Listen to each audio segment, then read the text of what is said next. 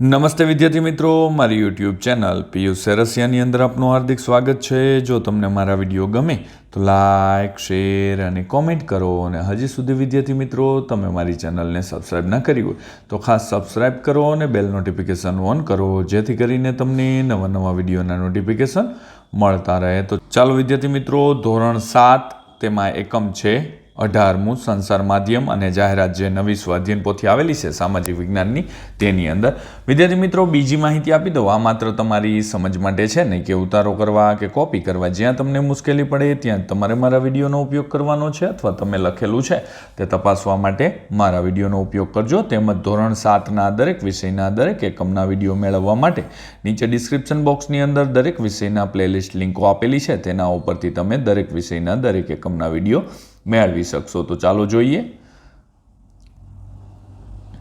પ્રશ્ન પહેલો છે, નીચે આપેલા દરેક પ્રશ્નના ઉત્તર માટે આપેલા વિકલ્પમાંથી સાચો વિકલ્પ શોધી ખાનામાં લખવાનું છે। તેમાં પહેલું છે, ટપાલ પદ્ધતિમાં નીચેનામાંથી કઈ સુવિધા દ્વારા અગત્યના પત્રો મોકલાવી શકીએ છીએ? તો તેમાં રજિસ્ટર એડી આવશે, એ આવશે વિદ્યાર્થી મિત્રો, એટલે અહીંયા આપણે એ લખવાનું છે તમારે આ ખાનામાં। બીજું છે, એક સ્થળેથી બીજા સ્થળે માહિતી અથવા સંદેશો મોકલવા કે પ્રાપ્ત કરવાની વિસ્તૃત વ્યવસ્થાને શું કહે છે?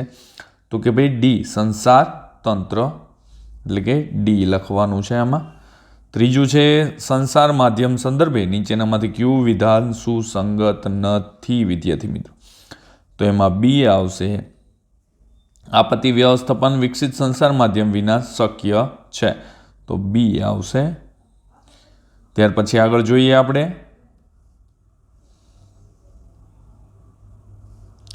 4 નંબરે છે, ભારતમાં આધુનિક ટપાલ સેવાની શરૂઆત ક્યારે થઈ? તો ઈસવીસન 1854ની અંદર, એટલે કે બી આવશે। ત્યાર પછી 5 નંબરે, ભારતમાં ટેલિગ્રામ સેવા સૌ પ્રથમ કયા સ્થળે શરૂ થઈ હતી? તો તેમાં ડી આવશે, કોલકાતા અને ડાયમંડ હાર્બર, ડી આવશે। ત્યાર પછી 6 નંબર છે, તેની અંદર વિદ્યાર્થી મિત્રો ડી આવશે, પણ એના જવાબો નીચે આપવામાં આવ્યા છે, તો ચાલો તે પણ જોઈ લઈએ। તો ડી શું છે? તો કે વર્તમાન પત્ર। 7 નંબરે છે, સૌથી વધુ ચલચિત્રો કયા દેશમાં બને છે? ચલચિત્રો, તો કે ભારતમાં બને છે, ડી આવશે। 8 નંબરે, વોકી ટોકીનો સૌથી વધુ ઉપયોગ કોણ કરે છે? તો કે ભાઈ પોલીસ તંત્ર છે તે કરે છે। 9 નંબરે, મોબાઈલ ફોનના પ્રકાશને કારણે કયા અંગને નુકસાન થાય છે? તો સાદું અને સરળ છે વિદ્યાર્થી મિત્રો, સી એટલે કે આંખ આવશે। ત્યાર પછી આગળ જોઈએ 10 નંબરે, તો કે ભાઈ સંસાર માધ્યમો અને જાહેરાતો દ્વારા વ્યક્તિના જીવનની કઈ કઈ બાબતોમાં પરિવર્તન થતું જોવા મળે છે? તો ઉપરોક્ત તમામ આવશે, ધાર્મિક, આર્થિક અને સામાજિક, એટલે ડી જવાબ આવશે। આગળ જોઈએ હવે વિદ્યાર્થી મિત્રો, ભાઈ નીચેના વિધાનો સાચા છે કે ખોટા તે જણાવવાનું છે। તો પહેલું છે, રક્ષાબંધનની રાખડી આંતરદેશીય પત્ર દ્વારા મોકલી શકાય છે, તો ખોટું છે। સાદા પત્રની અંદર પણ મોકલી શકાય અથવા રજિસ્ટર એડીથી મોકલી શકાય છે। બીજું છે, ખોરાક માનવીની પ્રાથમિક જરૂરિયાત છે, તો સાચું છે। જાહેરાતોમાં આવતી બધી જ વસ્તુઓ ગુણવત્તાવાળી હોય છે, તો ખોટું છે। મોબાઈલ ફોન સંસાર માધ્યમનું ઉત્તમ સાધન છે, તો ખરું છે વિદ્યાર્થી મિત્રો।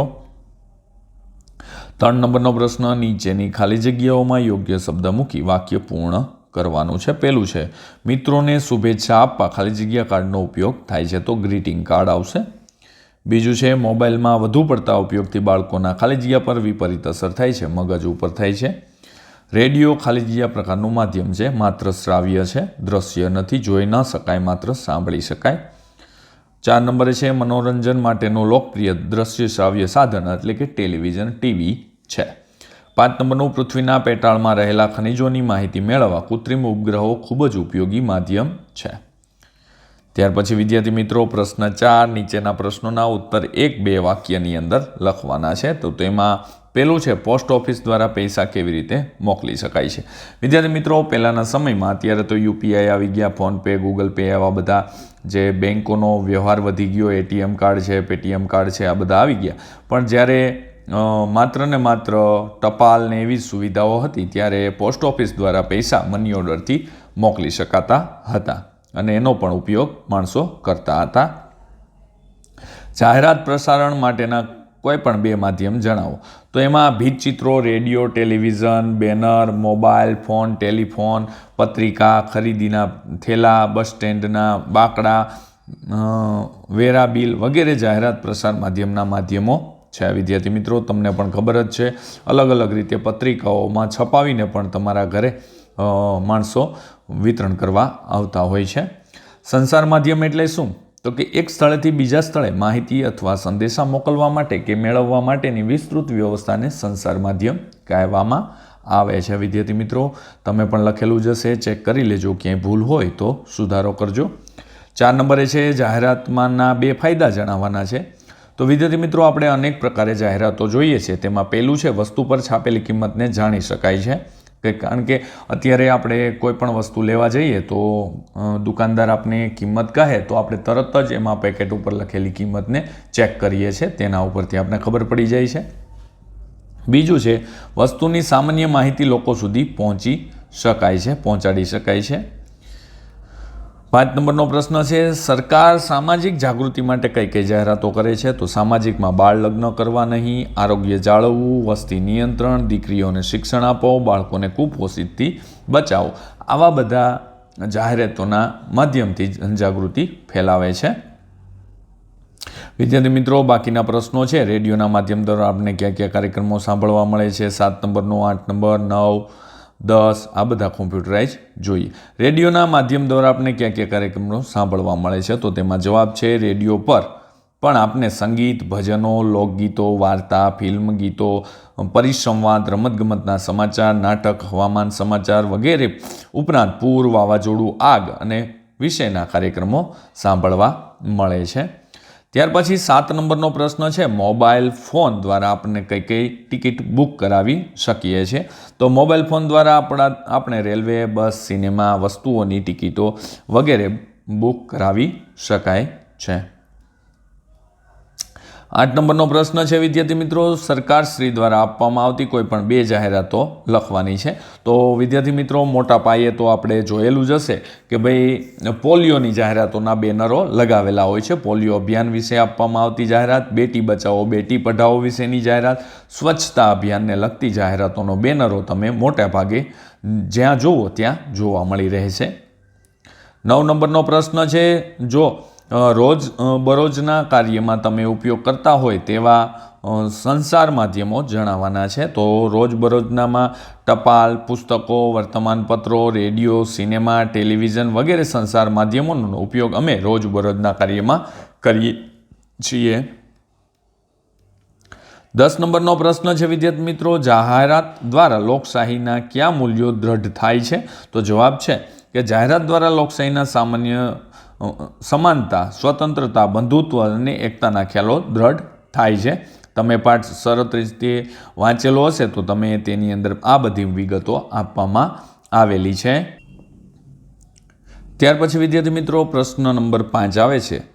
તેની અંદર આપણે જોઈએ તો પ્રશ્ન નંબર 5ની અંદર છે કે ભાઈ નીચેના પ્રશ્નોના ઉત્તર 2-3 વાક્યમાં લખવાના છે. તો આ પણ આપણે 3 પ્રશ્નો છે. ટીવીના ફાયદા, સમાજમાં ફેલાવાય અંધશ્રદ્ધાવાળો, તેને કોમ્પ્યુટરાઇઝ જોઈએ.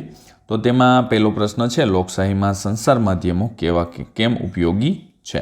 તો જવાબ જોઈએ વિદ્યાર્થી મિત્રો. તો તેમાં છે સંચાર માધ્યમો દ્વારા સરકાર લોકકલ્યાણની યોજનાઓનો ખ્યાલ, મોટી સંખ્યાઓનું ખંડન, વિવિધ મંત્રીઓ દ્વારા અપાતી સેવાઓનો પ્રચાર, વિવિધ અભિયાનો વિશે લોકોને જાગૃત કરવા, મતદાનની સમગ્ર પ્રક્રિયાની સમજ આપવી, સરકારે પોતાના કાર્યકાળ દરમિયાન કરેલા લોકો ઉપયોગી કાર્યની માહિતી વગેરે જેવી લોકો સુધી પહોંચાડી શકે છે. ત્યાર પછી છે બીજો પ્રશ્ન સમાજમાં ફેલાયેલા વહેમ, અંધશ્રદ્ધા, રીત રિવાજ વગેરે વિધ જાગૃતિ ફેલાવવામાં સિનેમા અગત્યનો ભાગ ભજવે છે. આ વાક્ય સમજાવવાનું છે. તો જવાબ છે વિદ્યાર્થી મિત્રો સિનેમામાં પ્રદર્શિત થતી વિવિધ ફિલ્મો લોકોને મોટાભાગે સામાજિક, સાંસ્કૃતિક અને નૈતિક બાબતો શીખવે છે, જેનાથી લોકોની રહેણી કહેણી અને વિચારસરણીમાં નોંધપાત્ર પરિવર્તન આવ્યું છે. સિનેમા કેટલાક રીત રિવાજો, માન્યતાઓ વગેરે સામે સંઘર્ષ કરવાનું શીખવે છે. ત્યાર પછી પ્રશ્ન છે ટીવીના ફાયદા. તો વિદ્યાર્થી મિત્રો, આપણે ટીવી જોઈએ છે તો તેના કયા કયા ફાયદા છે તે પણ આપણે જોઈ લઈએ. તો તેમાં જવાબ છે ટેલિવિઝન દ્વારા સમાચારો, ફિલ્મ, સિરિયલો, શૈક્ષણિક અને ધાર્મિક કાર્યક્રમો, જાહેરાતો વગેરે બાબતો જોવા સાંભળવા મળે છે. પૂર, ભૂકંપ, વાવાઝોડું, સુનામી જેવી કુદરતી આપત્તિઓની માહિતી પણ ત્વરિત મેળવી શકાય છે. ટેલિવિઝન દ્વારા મનોરંજન માણી શકાય છે. આગળ છે પ્રશ્ન, ટૂંક નોંધ લખો. 6 નંબરનો પ્રશ્ન છે જાહેરાતોના ગેરફાયદા અને કૃત્રિમ ઉપગ્રહનો ઉપયોગ. તો તે પણ આપણે પ્રશ્ન છે વિદ્યાર્થી મિત્રો સરસ રીતે અહીંયા જોઈ લઈએ. જાહેરાતોના ગેરફાયદા, તો તેમાં પહેલો જ ગેરફાયદો જોઈએ તો જાહેરાત પાછળ થનારો નાણાંનો ખૂબ જ ખર્ચ થતો હોય છે અને તેમનું ભારણ ગ્રાહકોને ભોગવવું પડતું હોય છે. એટલે કે વિદ્યાર્થી મિત્રો, તમે જે વસ્તુની ખરીદી કરો છો તેની જાહેરાત જો ટીવીમાં આવતી હોય તો તેમાં તે જ ખર્ચો ચડીને આવે છે અને એ ખર્ચો તમારે પણ ભોગવવાનો જ હોય છે.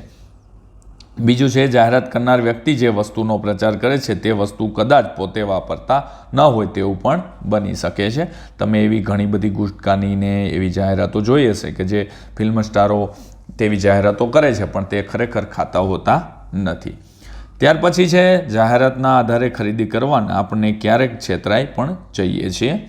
ત્યાર પછી છે ટીવી પર દર્શાવવામાં આવતી જાહેરાત જોઈને ક્યારેક આપણે મનમાં ક્ષોભ અનુભવીએ છીએ કારણ કે દરેક વસ્તુ આપણે ખરીદી શકતા નથી.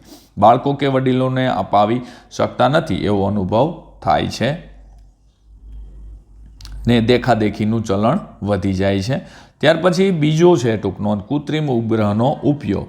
તો જવાબ છે સંચાર માધ્યમ તરીકે કૃત્રિમ ઉપગ્રહ વધુ ઉપયોગી છે. આ કૃત્રિમ ઉપગ્રહ માનવ સર્જિત છે જે તેને અવકાશમાં મૂકવામાં આવે છે. પૃથ્વી પરથી અવકાશમાં રોજબરોજના સમાચાર, મોસમની જાણકારી, વિવિધ કાર્યક્રમો ઉપગ્રહો દ્વારા પૃથ્વી પર પોતાના કોઈપણ સ્થળ ટેલિવિઝન, કોમ્પ્યુટર અને મોબાઈલ ફોન જેવા સાધનોમાં પ્રાપ્ત થઈ શકાય છે.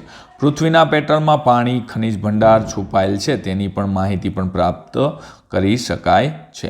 આપણા ઘરની બીજા સ્થળ વચ્ચેનું અંતર, રસ્તો જાણી શકીએ છીએ. કૃત્રિમ ઉપગ્રહ દેશના સંરક્ષણ ક્ષેત્રે ખૂબ જ ઉપયોગી સાધન ગણી શકાય છે.